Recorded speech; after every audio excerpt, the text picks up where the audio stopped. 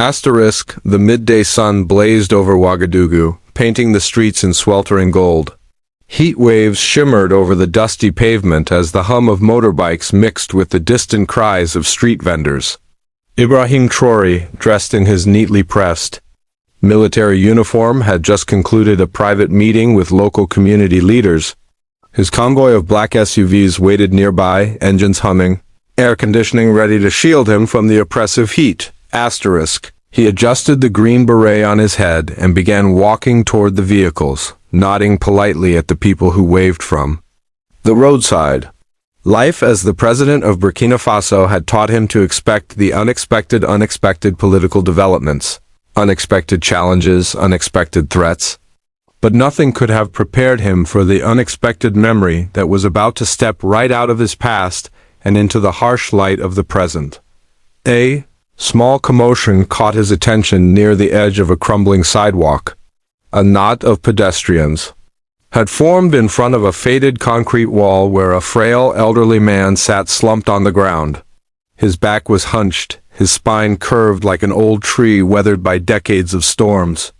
Before him lay a straw hat, its brim frayed and sun-bleached, holding just a scattering of coins.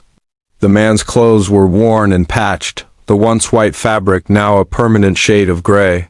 His hands, thin as bird bones, trembled as he lifted a cracked plastic cup to his lips, sipping the water slowly as if it were the last in the world.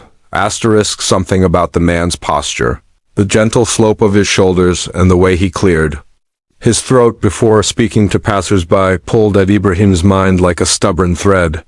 He slowed his steps, ignoring the puzzled look from one of his security aides. As Ibrahim drew closer, the man lifted his head, and in that instant the world seemed to tilt.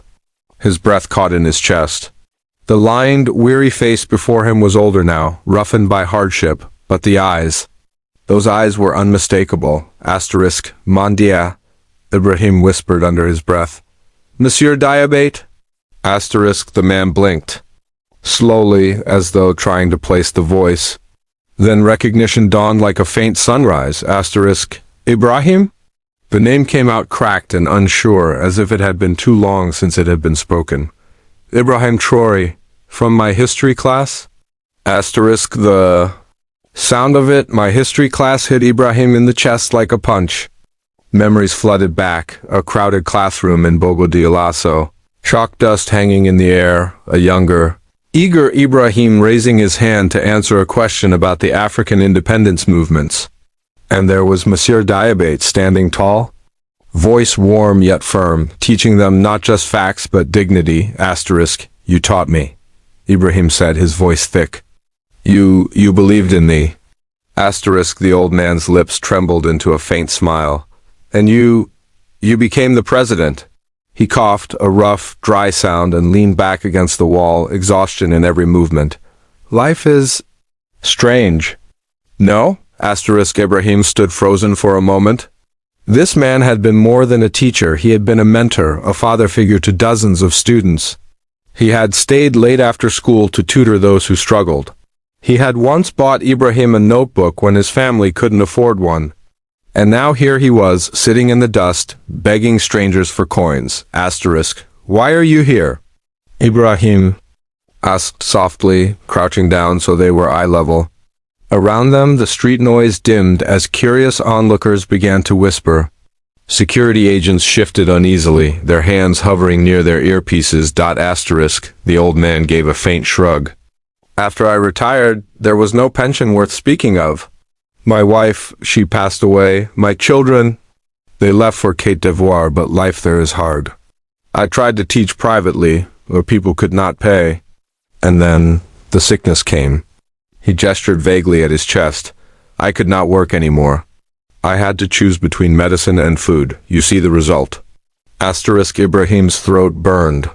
This was the man who had once told his students that knowledge was the key to freedom. The man who had spent hours explaining the meaning of honor. And now, honor was the only thing keeping him from crying in front of the younger man he once taught. The crowd was growing larger. Someone began to film with their phone. A vendor abandoned his stall to get a better look. The murmurs swelled. Is that really the president? What is he doing talking to that beggar? Asterisk, one of the presidential guards stepped forward. Sir, we need to move you to the vehicle. Asterisk, Ibrahim held up his hand sharply, silencing him. His eyes stayed on Diabate. You shouldn't be here. Not like this. Asterisk, the old man gave a bitter laugh. And yet, here I am. Asterisk, something shifted in Ibrahim's chest, an old mixture of pride, gratitude, and responsibility. This was not just any man. This was the man who had helped shape him, who had believed in a boy from a small town before anyone else did. Asterisk. Wait here, Ibrahim said, rising to his full height. The crowd murmured again. A moment later, he gave an order to one of his aides in a tone that brooked no argument. Get a car? Not the convoy, something discreet. And call Dr. Sango. Tell him we have a patient who needs immediate care. Then, find the Minister of Education. I want a list of every retired teacher living in poverty in this city by the end of the week. Asterisk, people stared, stunned. Cameras were recording now, and the image of the president standing over a frail old man on the street would soon be everywhere. But Ibrahim didn't care about optics. This wasn't about politics. It was about a promise he didn't even remember making until this moment. The unspoken vow that if he ever had power, he would never forget the people who lifted him up when he was small. Asterisk. He crouched again and took the old man's trembling hand in his own. Monsieur Diabate, he said quietly, you once told me that no nation can rise if it abandons its teachers. Today I'm telling you, you will not be abandoned. Asterisk, the old man's eyes shone, though he said nothing. Ibrahim could see tears threatening to fall, but the teacher blinked them back, just as he used to in the classroom when emotions rose too high. Asterisk, the engines of the convoy still purred in the background, waiting to whisk the president away. But for now, Ibrahim stayed right there in the dust and heat, with the man who had once believed in him when he was just a barefoot boy with a head full of dreams. Asterisk. That was the moment Ibrahim knew whatever came next would change not only this man's life, but perhaps the lives of countless others like him. And it would all begin with a single decision he would make before the sunset. Asterisk. The discreet vehicle Ibrahim had ordered pulled up, a modest, white Toyota sedan with tinted windows. It stood out only because it wasn't part of the presidential convoy, which remained parked a short distance away, engines rumbling, the crowds. Whispers grew louder as Ibrahim helped Monsieur Diabate to his feet. The old man's legs trembled under his thin frame, and Ibrahim's hand remained steady at his elbow, guiding him with the same care one might show to a fragile relic. Asterisk. The presidential guards, uneasy about breaking standard protocol, subtly moved to form a shield around them. Yet Ibrahim waved them off, signaling that no threat could outweigh the duty he felt in this moment.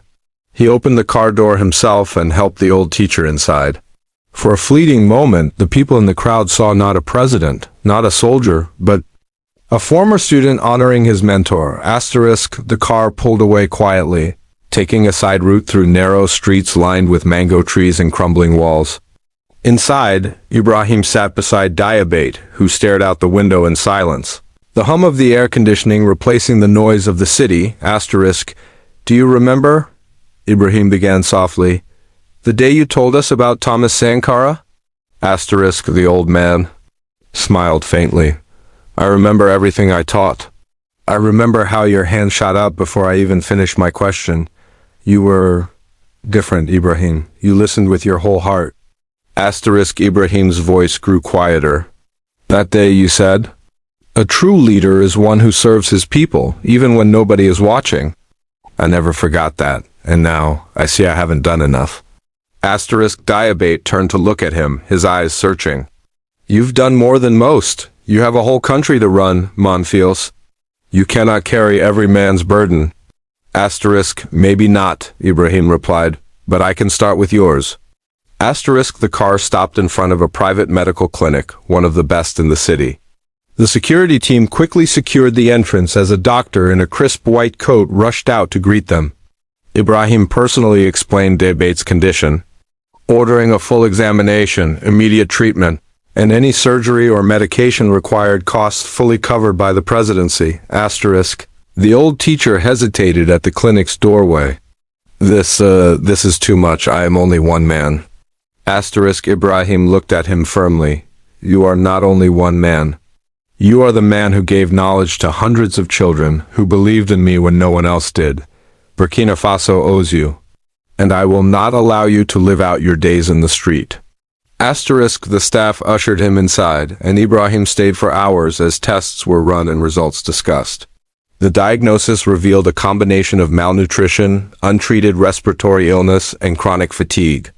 The doctors were confident he could recover fully with proper care, but they stressed the importance of stable housing, nutrition, and emotional support.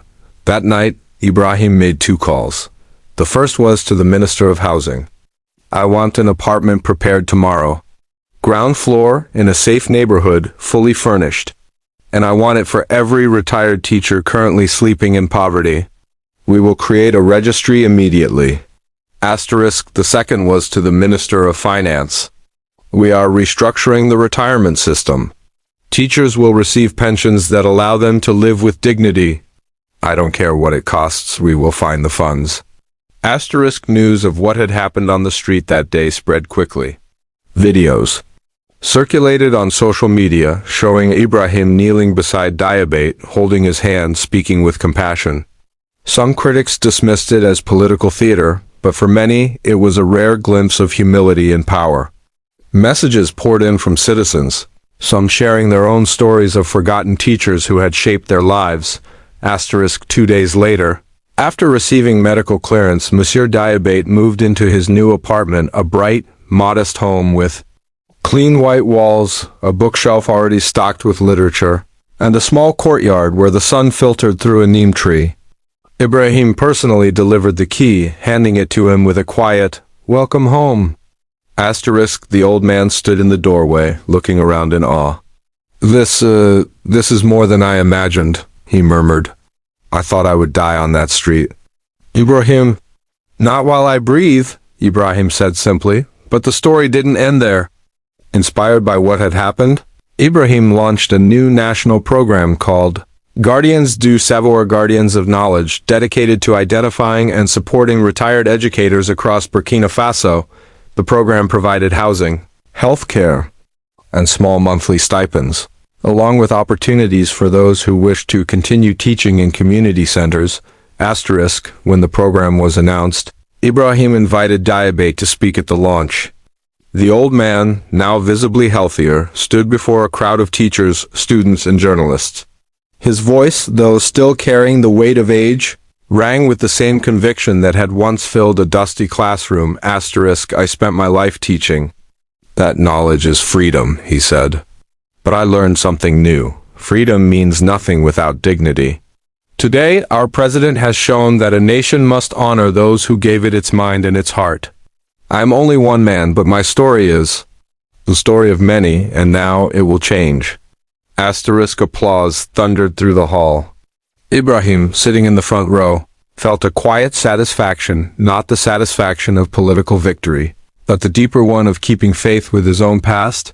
Asterisk. In the weeks that followed, Ibrahim visited several elderly teachers in their new homes. Some were bedridden, others still active, but all expressed the same disbelief that they had been remembered.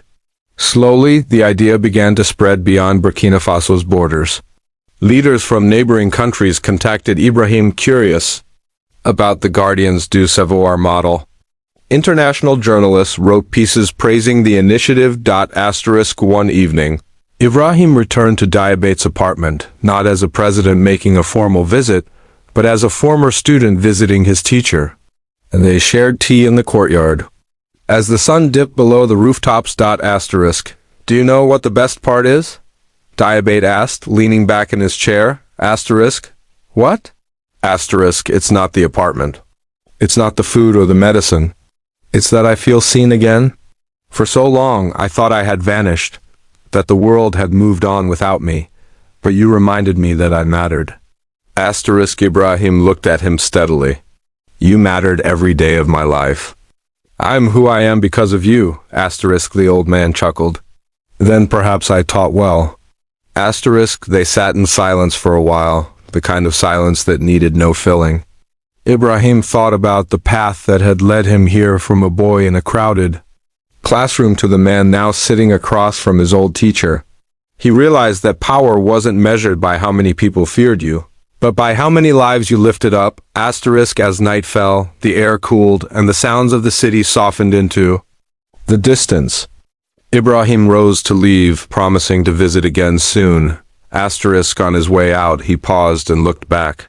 Diabate was sitting in the fading light, a faint smile on his face, looking not like a man rescued, but like a man restored. Asterisk, and in that moment, Ibrahim knew this was not just a personal act of gratitude, it was a seed planted.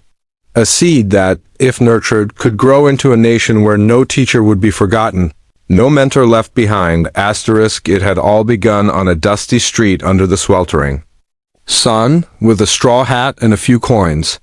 And it would ripple outward for years to come. Asterisk.